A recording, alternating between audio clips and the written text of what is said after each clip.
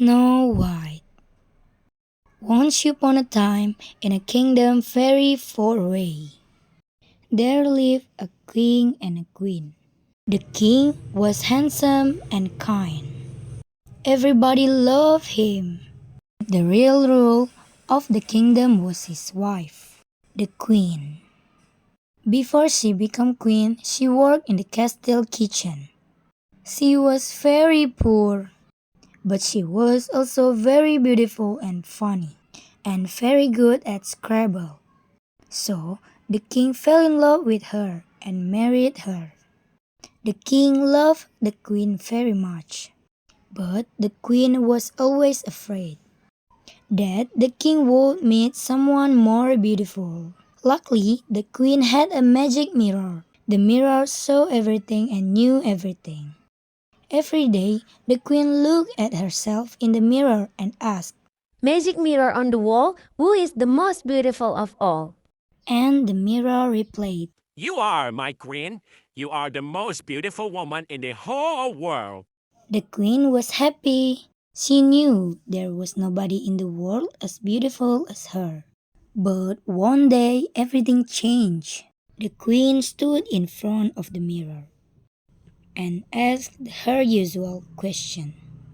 Magic mirror on the wall, who is the most beautiful of all? And the mirror replied, You are very beautiful, my queen.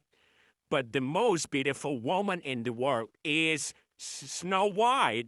The queen was shocked. Who is Snow White? She asked the mirror. Snow White worked in the castle kitchen. She has hair as black as night, lips as red as rose, skin as white as snow. This of A came this morning. She is a wee bitty bit more beautiful than you. Oh no! Yelled the queen. She stomped her feet, she pulled her hair. Then she sat down and sobbed. I will lose everything. The queen was afraid, and that fear turned her heart cold and hard. She called and thrust Hunter to her room. Find the girl, Snow White. She ordered. Take her far away. Take her deep into the woods. And then the queen looked deep into the hunter's eyes. She must never come back. The hunter found Snow White and took her into the forest. When they reached the deep, dark part of the forest, the hunter stopped. Go! He whispered. Run fast and far and don't ever go home. Snow White watched the hunter disappear. Well, I can't go home now. She muttered. She looked around at the dark and silent forest. It started to rain. But I can't stay here either. Okay, Fit, let's go. Snow White ran and ran. She ran across a stream, up a hill, and down into a dark valley. She ran all morning. By midday her pale skin and rosy cheeks were covered in mud and scratches. By early afternoon her long black hair was full of sticks and leaves. By night she was not beautiful anymore. She was tired, hungry, and shivering with cold. But then Snow White's smell would smoke in the air. She followed the smoke and found a cottage in the woods. There was a warm, golden glow from the windows. She knocked on the door. Hello? She called out. Is anyone home? There was no answer. She pushed the door open and went inside. Inside the cottage were 17 beds, 17 chairs, and a roaring fire. A big table was covered with dirty dishes. Snow White, very hungry and thirsty. She found some bread and ate the whole loaf. She found some milk and drank the whole bottle. Then she sat in front of the fire to get warm.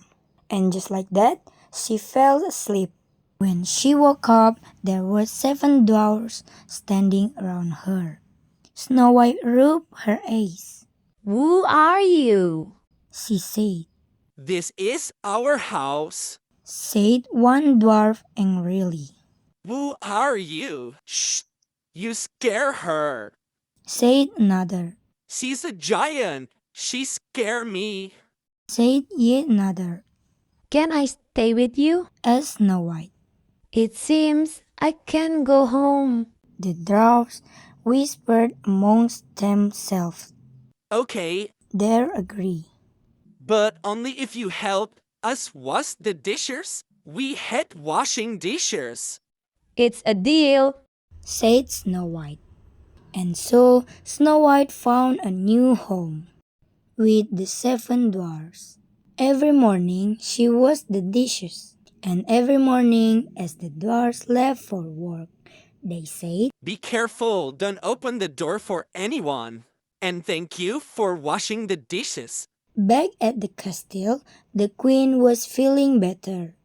She thought Snow White was gone forever, but she was still a little afraid. Come and play Scrabble with me, my love. Shouted the king from the bottom of the stairs. You can go first.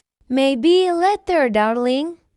Replied the queen. She went to her closet and got her old coat and old boots. I have feeling to kill herself. She ran out of place, jumped into her fastest chariot, and sped off toward the forest. Snow White was reading beside the fire when there was a knock on the door. She peeked through the window. There was a woman holding a basket of fruit. The woman had a beautiful face, but she wearing an old dress and old boots. Fruit! Fresh fruit! Fresh fruit! Oh, I want some fruit. Thought Snow White. The woman saw Snow White through the window. Hello, dear. Said the woman. Do you want some fruit? I have delicious apple today. I love apple. Said Snow White. But I'm not supposed to open the door for anyone. Oh, how silly. Said the woman. She cut an apple in half. Here, you can taste half and I will eat the other half. The way you know it's not poison. Snow White opened the door. The woman gave one half of the apple to Snow White and ate the other half. When Snow White saw the woman eating the juicy apple, her mouth watered. She could stop herself. She took a big bite of the apple. Almost immediately, Snow White fell to the ground. The apple was poisoned, but only on one half.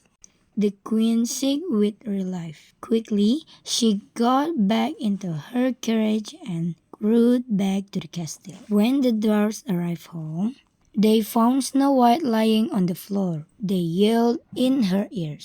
They tickled her feet. They poured cool water on her face, but she didn't wake up. She did? He doesn't seem to be alive. And so the dwarfs made a glass coffin for their beloved friend. They set it on the table in a beautiful part of the forest. Surrounded by flowers, Snow White lay there for over a year, through spring, summer, autumn, and winter.